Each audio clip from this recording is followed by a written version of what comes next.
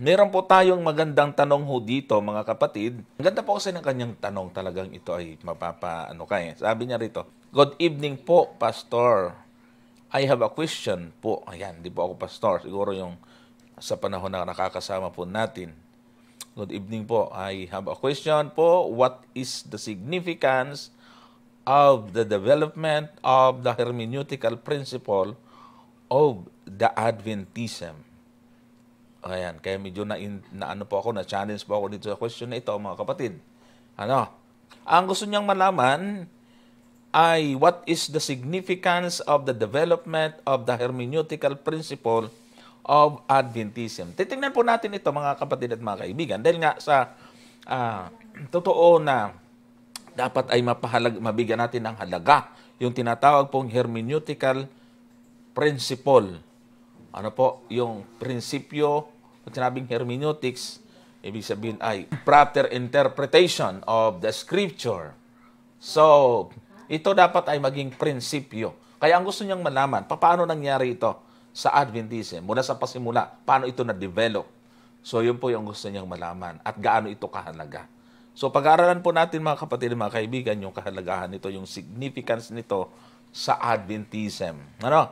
So, ang gusto ko pong gamitin ito, hermeneutical principle of early Adventists and their influence on Adventist theology. Siyempre, nagpasimula ho ito sa kanino at ano ang naging impluensya nito sa Adventist theology nowadays, mga kapatid. Sa pagsusuri at sa pag-aaral, siyempre, sa pagpapasimula. Alam niyo po, mahalaga po ito, mga kapatid at mga kaibigan. Ito po yung gustong-gusto ko. Kasi alam po ninyo, ako po ay frustrated pastor. Gustong-gusto ko magpastor. Hindi lang niloob ng Panginoon dahil nga sa wala tayong pera. Hindi ko naman alam noon na pwede palang mag-working. So, hindi ho tayo pinalad. Kaya nung ako po yung magkaroon ng pagkakataon na makapag-seminar, makapag-aral, ay grinab ko po yon. Kaya ako po ay naka-experience na mag-aral na sa layman school, katulad ng Far East Adventist School of Theology. Nag-take po ako doon ng Master of Pastoral Studies at saka tinuloy-tuloy po natin at hindi ko na sasabihin kung ano po yung ano roon. Pero ako'y sobrang nag-enjoy kung paano pinag-aaralan ng tama ang Bible. Kaya kung mapapansin po ninyo sa aking mga lecture, sa may mga episode ako na talagang gustong-gusto ko na pinapaliwanag how to interpret the Bible correctly. Kasi dyan po nakasalalay ang paghanap ng katotohanan, mga kapatid, mga kaibigan. Pagka nagkamali ka at hindi mo pinahalagahan, hindi mo naintindihan ang kahalagahan ng biblical hermeneutics, ay may pangalib. So, itinatanong ito ngayon. Kaya medyo nang matanggap ko itong text na to, bago lang dumating, ay sabi ko, napakaganda ho nito. So, simple lang po yung aking isasagot na mga kapatid at mga kaibigan. So, when it comes to the theological development among early Adventists, ay since na ito ay nagpasimula sa tinatawag na Millerite movement. Pag sinabing Adventism pa, kasi mga kapatid at mga kaibigan, hindi pwedeng burahin si William Miller dito. Adventist, pero hindi Seventh Day.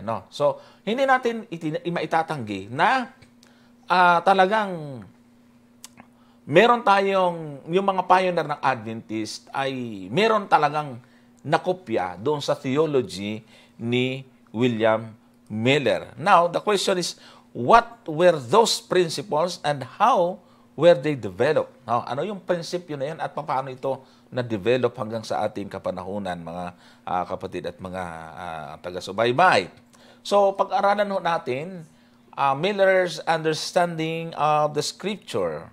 Ayan. Sabi po rito, Miller adopted his newfound hermeneutical principle of the study of different prophecies to formulate a coherent system.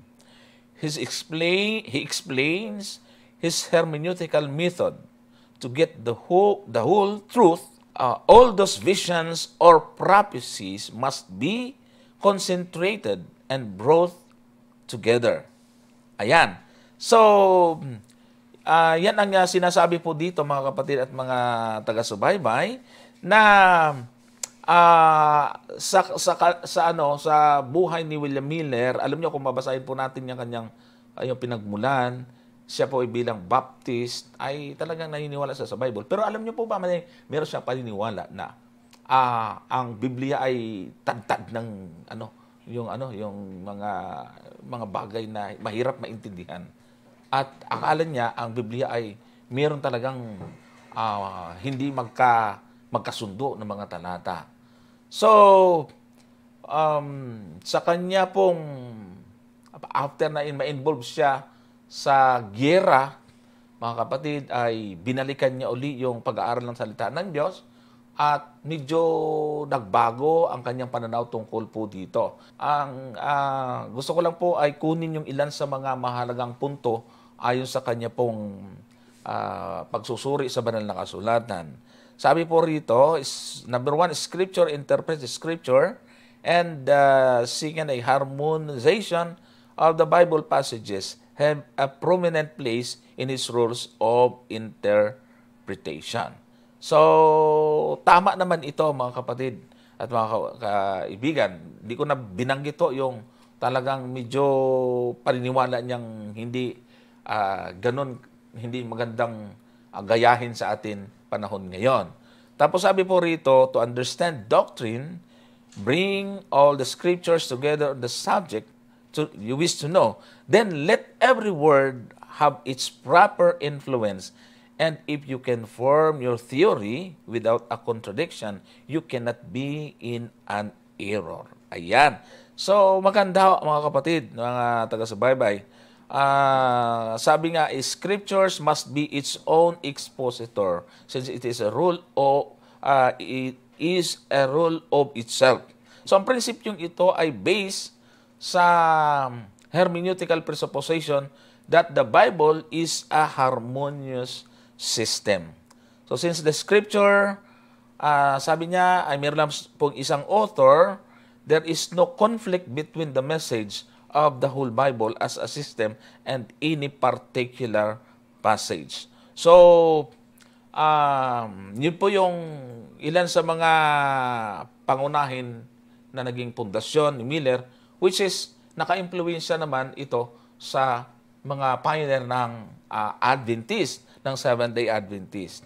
Puntahan po natin yung ilan sa mga pangunahing pioneer or ilan sa mga founder ng Adventist. Puntahan po natin itong Early Adventist Hermeneutical Principle. Si James White, mga kapatid. Ayan. Sabi po rito, James White took a systematic approach to the study of the Bible, affirming that it is necessary to collate the different position of it.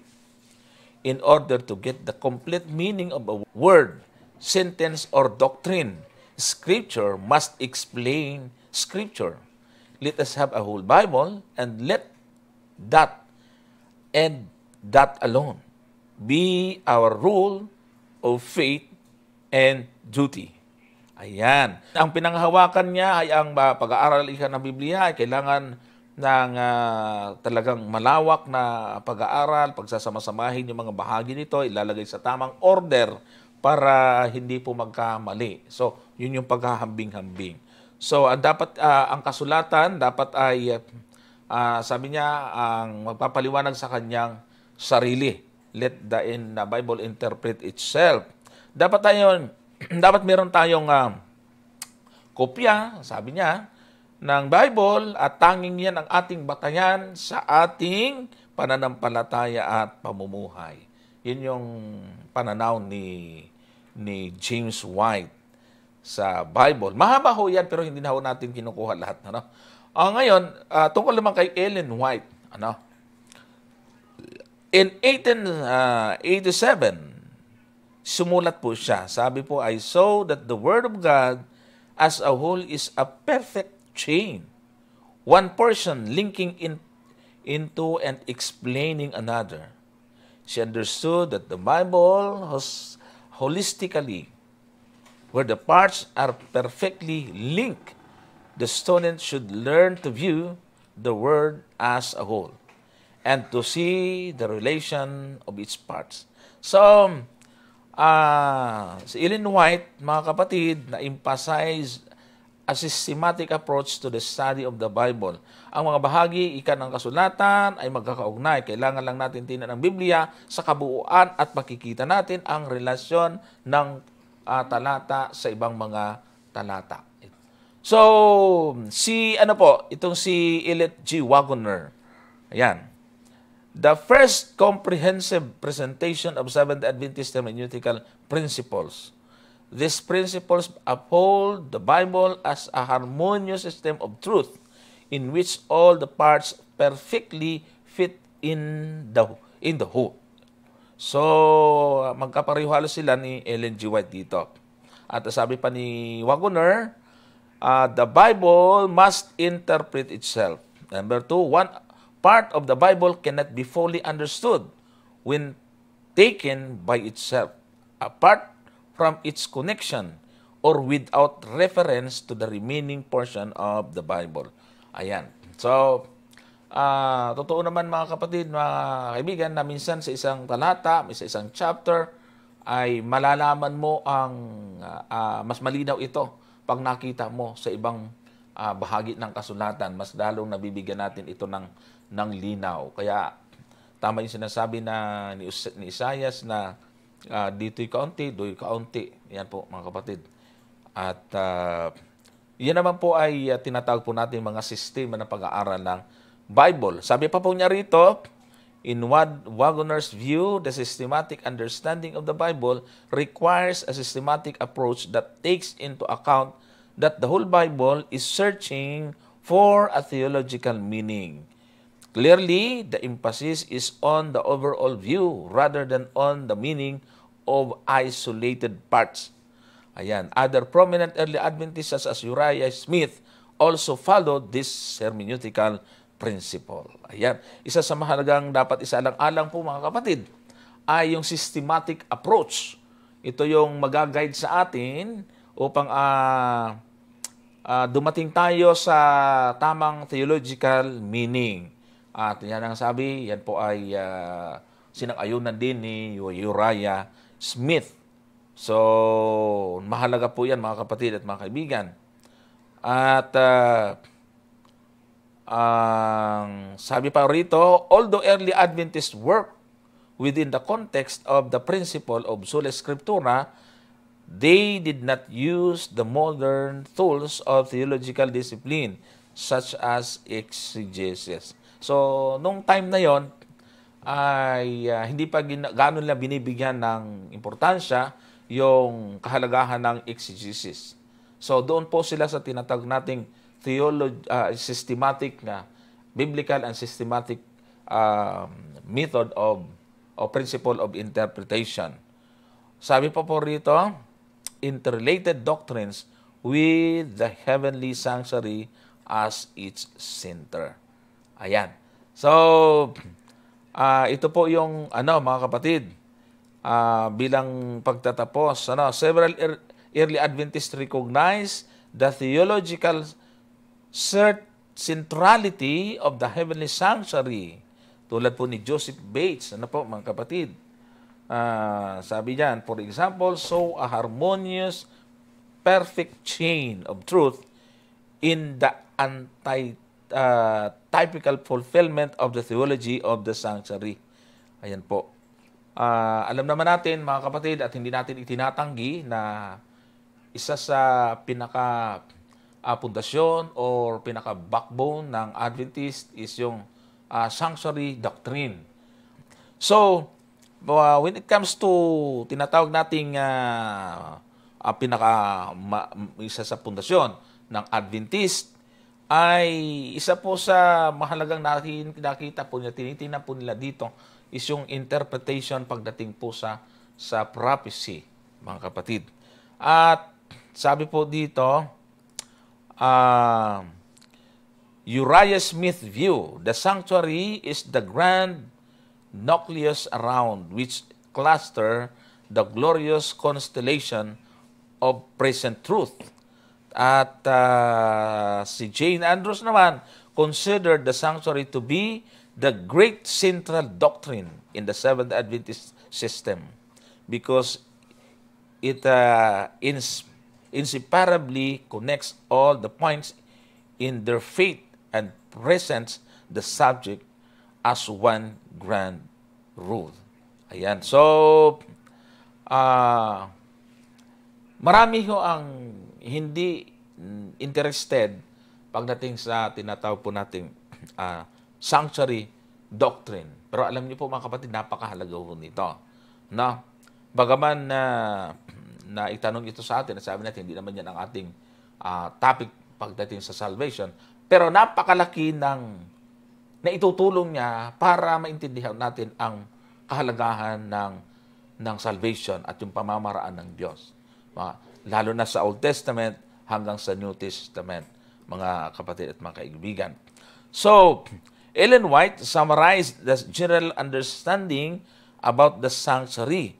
The subject of the sanctuary was the key which unlocked the mystery of the disappointment of 1844. It opened to view a complete system of truth, connected and harmonious.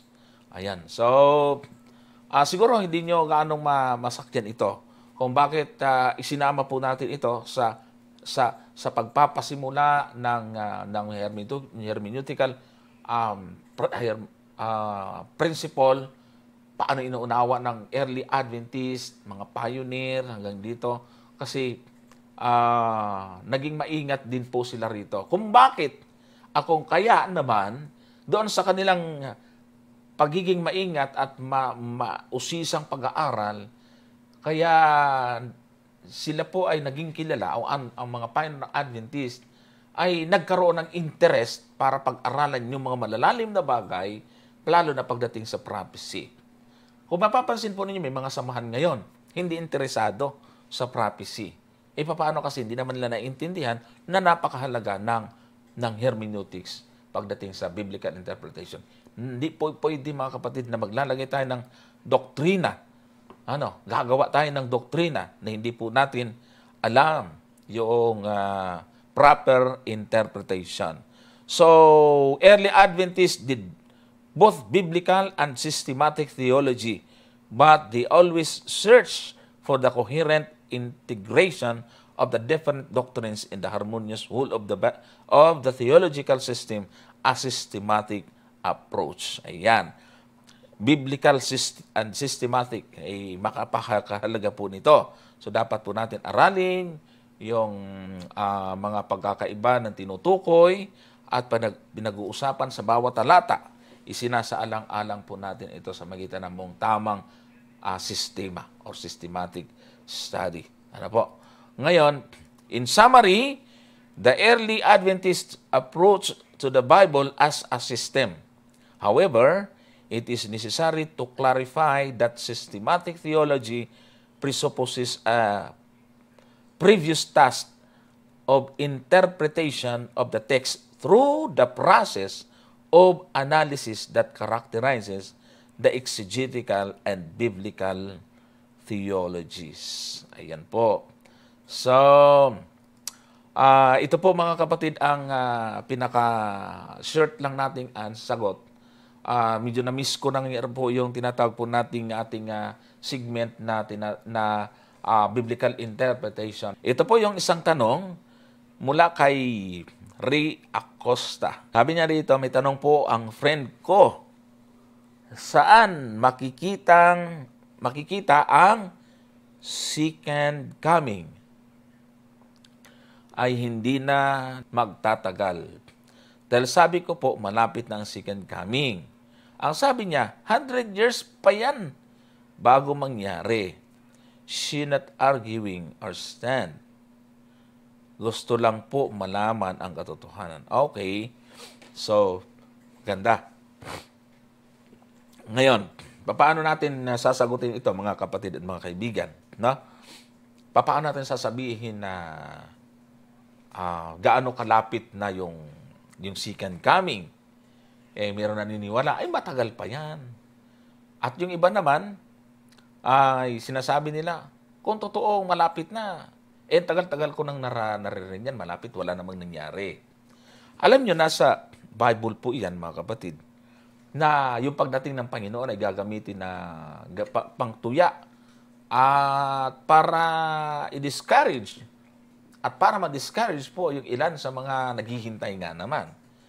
Sa aklat ng unang Pedro, Kapitulo 3, ang talata po nito ay 3 hanggang 4 ay mababasa natin yung ganito. Na maalaman muna ito na sa mga huling araw ay magsisiparito ang mga manunuya na may pagtuya na magsisilakad ayon sa kanilang masasamang pita. Yan. At magsisipagsabi, saan naroon ang pangako ng kanyang pagparito? Sapagkat buhat ng araw ng mga tulog ang mga magulang ay nga nanatili ang lahat ng mga bagay na gaya ng kalagayan nila mula nang pasimulan ang paglalang. So dito, mga kapatid, ay lumalabas dyan base yung pangatuwiran ng dalawang klase ng pangatuwiran. Isang hindi naniniwala na darating ang Panginoon kasi noong pa raw naririnig, hanggang yun wala naman. O kaya isang paniwala na matagal pa talaga mangyayari niyan. Kaya nga sabi nga rito sa talata, ay parang yan din yung sinasabi ng pasimulan ng paglalang. Ang tagal. Ayan. Kung titingnan natin, ay ano ang dahilan kung bakit parang parang ang tagal-tagal naman talaga. Mababasa po natin yan sa verse 9. Ang ganda po ng sinasabi po dito. Basahin natin. Hindi mapagpaliban ang Panginoon tungkol sa kanyang pangako, na gaya ng pagpapalibang ipinalalagay ng iba, kundi mapagpahinuhod sa inyo na hindi niya ibig ang sino man ay mapahamak, kundi ang lahat ay magsipagsisi. Ayon. So, kaya pala ganon na parang ang tagal-tagal ng Panginoon ay magpasalamat ho tayo kasi hindi siya nagpapaliban. Manapa ay gusto niya na ang lahat ay makapagsisi at para hindi mapahamak. Biro mo, di ba dapat ipagpasalamat natin? Kasi kung noon pa dumating ang Panginoon, na hindi pa, halimbawa ako, hindi pa ako nakakilala sa Panginoon, tapos noon pa siya dumating, kawawa naman ako, di ba? Mga kapatid, kawawa naman tayo. Mabuti na lang hindi dumating ang Panginoon nung hindi pa ako pinapanganak. At hindi natin pwedeng pangunahan ng Panginoon sa kanyang pagdating. Kasi siya ang nakakaalam. Siya ang nagtatakdaho nito, hindi po tayo. Ngayon, pag may nagtatanong, paano natin malamang malapit na yan? Hindi talaga tayo pwedeng maglagay ng taon kung kailan. Hindi po pwede yon. Basta ang sabi ng Apostol Pablo, ganito, sa Kapitulo 13 ng Roma, talatang 11, ganito yung ating mababasa. At ito, yamang nakikilala ang panahon na ngayoy kapanahunan ng maggising kayo sa pagkakatulog, sapagkat ngayon ay lalong malapit na ang ating kaligtasan kaysa nang tayo'y magsisampalataya ng una. Ayan. So, kung sinasabi nila noon, malapit na, sabi ng iba, hindi pa rin hanggang ngayon. Ito, tiyak. Mas malapit na ito kaysa nung sabihin ito nung una.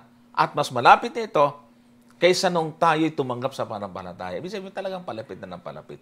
Yung mga nangyayari, mga kapatid na mga kaibigan, sa ating kapanahunan ngayon, ipagpasalamat natin sa Panginoon. Alam nyo, pagka hindi ka nagbabasa ng Bible, maaaring sabihin mo na ang nangyayari sa ating kapanahunan ngayon ay talagang nakakatakot. Pero kung ikaw ay naniniwala sa Biblia at talagang umaasa sa pagdating at ng Panginoon, ay ipagpapasalamat na ito nangyayari na. Kasi palatandaan itong naabot kamay na natin at talagang malapit na pagdating ng ating Panginoon. Kaya wala na pong panahon para tayo ay magpakuya-kuyakoy sa pananampalataya. Ito po yung time. No? It's time to prepare. Ika nga.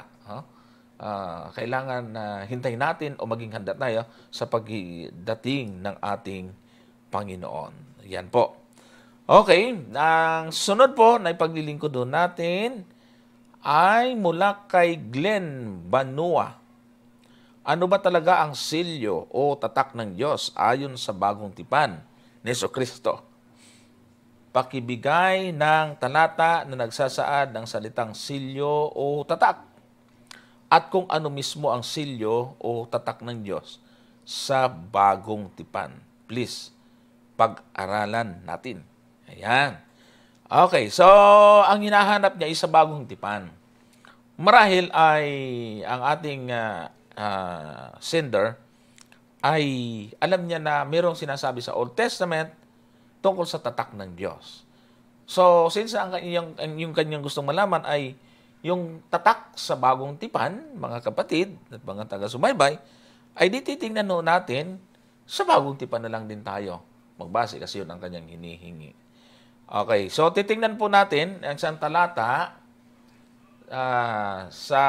hindi naman niya tinanong yung Revelation, basta bagong tipan, bagaman Revelation yon. Meron kasing tatak doon sa noo at sa kamay ng Diyos. So titingnan natin, hindi naman ito nagkakaiba rito sa talatang aking babasahin. Una, Efeso 1:13, ganito yung ating mababasa. Nasa kanya'y kayo rin naman, pagkarinig ng aral ng katotohanan, ng ebanghelyo ng inyong kaligtasan, na sa kanya rin naman mula nang kayo'y magsisampalataya, ay kayo'y tinatakan ng Espiritu Santo na ipinangako. Pansinin po ninyo mga kapatid, sabi po dyan sa talata, kayo, pagkatapos na kayo'y makarinig ng ebanghelyo ng kaligtasan, kayo ay sumampalataya, at nung kayo'y sumampalataya, sabi diyan ni Pablo, kayo'y tinatakan ng Espiritu na ipinangako. So, papansinin po ninyo dito, ang isang tao nakarinig ng pabalita. Sumampalataya siya ngayon. Ang gagawin, tatatakan siya ng Espiritu Santo. Ayan na. Yung Espiritu ang magtatatak. Ano ang ibig sabihin nun, mga kapatid at mga kaibigan? Anong ibig sabihin ng tatatakan ng Espiritu? Basahin muna natin yung 4:30 ng Efeso para mapag-ugnay po natin ito. At huwag ninyong pighatiin ang Espiritu Santo ng Diyos, nasa Kanya kayo'y tinatakan hanggang sa kaarawan ng pagkatubos. Ayan. So, huwag din daw paghatiin ng Espiritu Santo. Sa Kanya kayo'y tinatakan hanggang sa kaarawan ng pagtubos. At doon sa 1:13 ay tinatakan ng Espiritong ipinangako. Alam po ba ninyo mga kapatid, yung tinatawag pong tatak ng Espiritu. Ibig sabihin, pag sinilyuhan ka ng Diyos, at ang nagsilyo ay ang Holy Spirit, ang isang taong may tatak ng Holy Spirit ay kakaiba kaysa doon sa walang Espiritu. Pag-usapan muna natin, sa panahon ni Apostol Pablo, meron siyang pagpapaliwanag doon sa mga tao na walang Espiritu. Sa Kapitulo 8 ng Aklat ng Roma, ang talata po nito ay 6 hanggang 7 ay ganito. Sapagkat ang kaisipan ng laman ay kamatayan, datapwat ang kaisipan ng Espiritu ay buhay at kapayapaan. Ayan o. So, tingnan po natin, ang kaisipan ng laman ay kamatayan, datapwat ang kaisipan ng Espiritu ay buhay at kapayapaan. Magkasalungat sila. Ang suso ng laman o resulta ng kaisipan ng laman ay kamatayan. Ang Espiritu ay buhay. Itaas nga muna natin ito mga kapatid.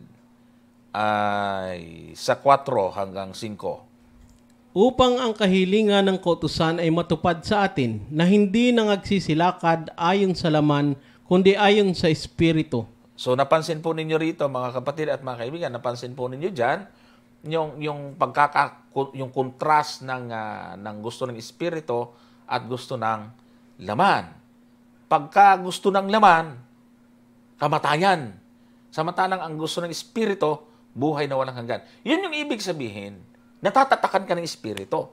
I-guide ka ng Holy Spirit para hindi ka mamuhay sa laman. Basahin natin yung verse 5.